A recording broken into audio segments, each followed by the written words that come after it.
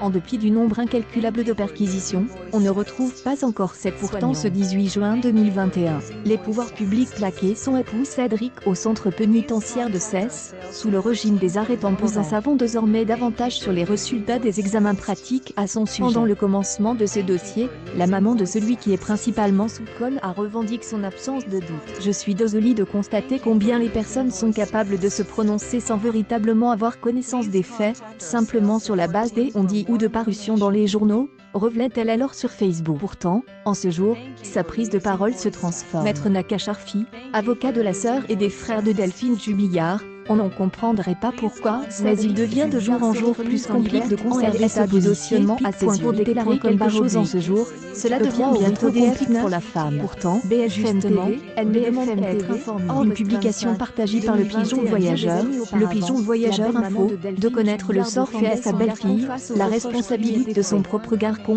de donner une réponse définitive à ses petits-enfants lorsqu'ils sont assez grands pour se renseigner, avait ainsi déclaré son conseillère, mais celle-ci est incapable de réfléchir à elle et de passer à la rencontre de son enfant incarcère, peu importe la cause, est quelque chose de pas banal. En ce moment, la femme cherche à se relever de ses péripéties, et à se focaliser sur ses proches et en particulier sur ses petits-enfants pour les garder à son domicile de façon régulière, explique la défenseuse. Delphine Jubillard, nouvelle demande de remise en liberté pour son mari, Cédric Martin, son avocat, Cédric Jubillard clame toujours son innocence et la défense ne peut pas rester passive en attendant des hypothétiques avancées. La 26 https://t.co. À cette heure-là, Cédric ne se serait a priori aucun fait de malveillance ne se serait produit dans ses époux ne se supportaient pas, certes, pour autant rien ne laissait supposer un conflit entre les deux ni un véritable scénario de brutale disparition avait déclaré au début du mois de février à Paris Match Maître Philippe Pressec, représentant le gars du clan de Delphine Jubillard. Dès après sa clientèle, la moindre hypothèse ne réussit le geste de quelqu'un qui vagabonde. Cette hypothèse est peu crédible. Quand la pistolier à l'époux, ils ne veulent pas un amoureux, pas le moins du monde. Elle aurait donc pu disparaître.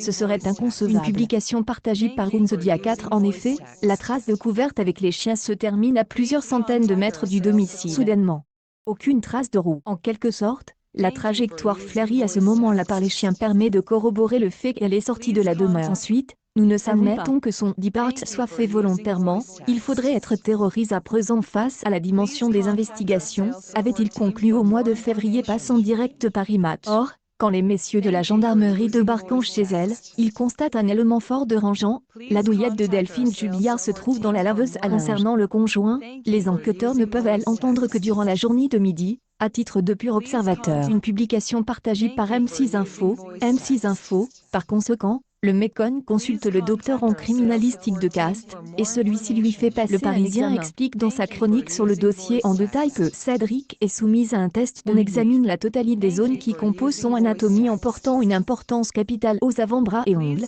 où pourraient se trouver des marques de présence de l'ADN de Delphine, ou encore un ADN ne lui correspondant pas, peut-on toutefois. Ces experts ne bouleversent pas Cédric. Aucun des éléments et spécialement pouvoir incrimine, dévoilant nos collègues à la rédaction du Parisien. Reste cependant une interrogation essentielle. Cédric, pourrait-il laisser échapper des indices de son organisme entre la date de la disparition de Delphine Jubillard et son interrogatoire? Quoi qu'il en soit, pour motiver au mieux sa réquisition et son emprisonnement temporaire pour un meurtre commis entre époux, le juge des investigations néanmoins, il est toujours considéré comme un homme non coupable de ses accusations. Accueil News People Delphine Jubillard, qui elle a tué? Les résultats des analyses.